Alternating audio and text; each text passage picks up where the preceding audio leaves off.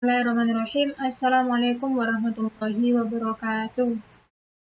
Saya Anis Karisma, NIM 1121 nomor 1, kelas PAI 6B. Di sini saya akan menjelaskan mengenai uji autokorelasi Darwin-Watson. Pengertian uji autokorelasi Darwin-Watson merupakan salah satu uji statistik yang digunakan untuk mendeteksi keberadaan autokorelasi pada residual dari model regresi. Autokorelasi atau korelasi serial terjadi ketika residual dari suatu model regresi tidak bersifat independen satu sama lain. Uji Darwin-Watson yang dikembangkan oleh James Darwin dan Geoffrey Watson pada tahun 1950-an adalah metode yang digunakan untuk mendeteksi autokorelasi pada residual dalam sebuah model regresi linear. Kemudian pengujian autokorelasi dengan Darwin-Watson. Model regresi yang ideal adalah regresi yang bebas dari gejala autokorelasi. Ada beberapa cara atau teknik yang dapat digunakan untuk mendeteksi ada atau tidaknya gejala autokorelasi, seperti uji Darwin-Watson, uji Lagrange multiplier, uji Bloch-Godfrey, dan uji Rand-Test. Kemudian dasar keputusan dalam uji autokorelasi Darwin-Watson. Metode pengujian sering digunakan dalam penelitian kuantitatif adalah uji Darwin-Watson dengan ketentuan atau dasar pengambilan keputusan sebagai berikut. Yang pertama, jika D lebih kecil dari DL atau lebih besar dari 4 min DL, maka hipotesis 0 ditolak, yang berarti terdapat autokorelasi. Yang kedua, jika D terletak antara DU dan 4 min DU, maka hipotesis 0 diterima, yang berarti tidak ada autokorelasi. Yang ketiga, jika D terletak antara DL dan DU di antara 4 min DU dan 4 min DL, maka tidak menghasilkan kesimpulan yang pasti.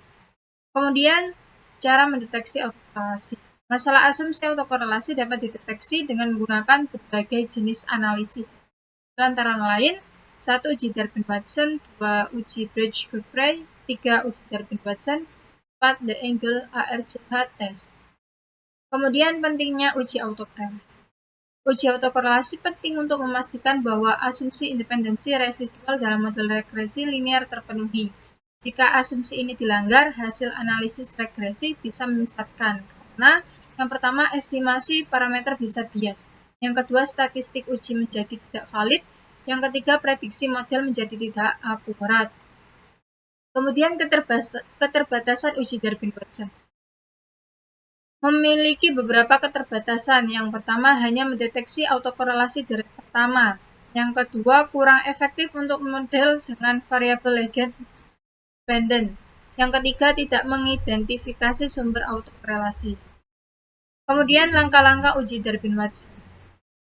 Berikut adalah langkah-langkah untuk melakukan uji Darwin-Watson. A. Estimasi model regresi, yaitu bangun model regresi linear dan hitung residualnya. B. Hitung statistik Darwin-Watson, yaitu gunakan rumus untuk menghitung nilai D. C. Bandingkan dengan tabel kritis, yaitu bandingkan nilai D dengan nilai DL dan DU dari tabel Darwin-Watson sesuai tingkat signifikasi dan jumlah observasi. D. Interpretasi hasil, yaitu tentukan ada tidaknya autokorelasi berdasarkan nilai D yang diperoleh. Kemudian alternatif dan perbaikan. Jika ditemukan autokorelasi, peneliti dapat mengambil beberapa langkah untuk memperbaikinya, seperti A. Menambahkan variabel lag ke dalam model, B. Menggunakan model regresi dengan pendekatan berbeda seperti A5, C. Menggunakan generalized least square untuk mengatasi masalah heteroskedasitas dan autokorelasi.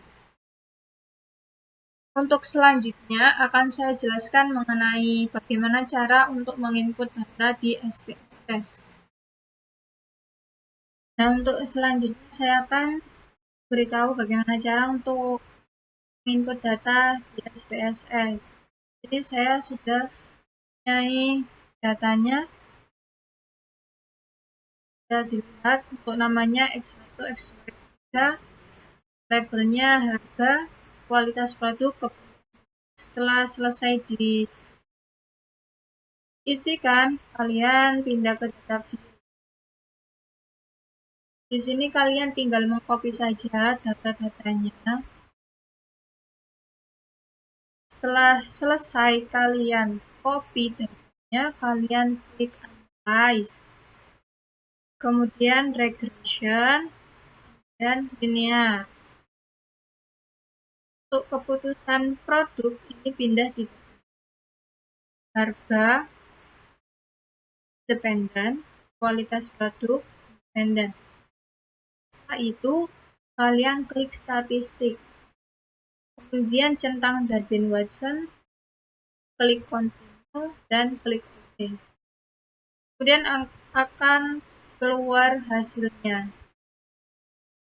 Berhubung kita butuhnya Darwin-Watson, jadi yang kita copy yang ini. Yang kita butuhkan hanya yang model summary. Nah, jadi dari data tersebut menghasilkan ini, summary Darwin-Watson. Hasil uji autokorelasi Darwin-Watson. N ini dari datanya tadi yang deret ke bawah 75. D ini Darwin-Watson itu 180. DL kita lihat dari tabel Darwin-Watson seperti ini. Ya, untuk DU-nya ini. Udah gitu, jadi dapat disimpulkan bahwasanya dari data tersebut tidak terdapat autokorelasi. Mungkin hanya itu yang bisa saya sampaikan. Kurang lebihnya mohon maaf. Wassalamualaikum warahmatullahi wabarakatuh.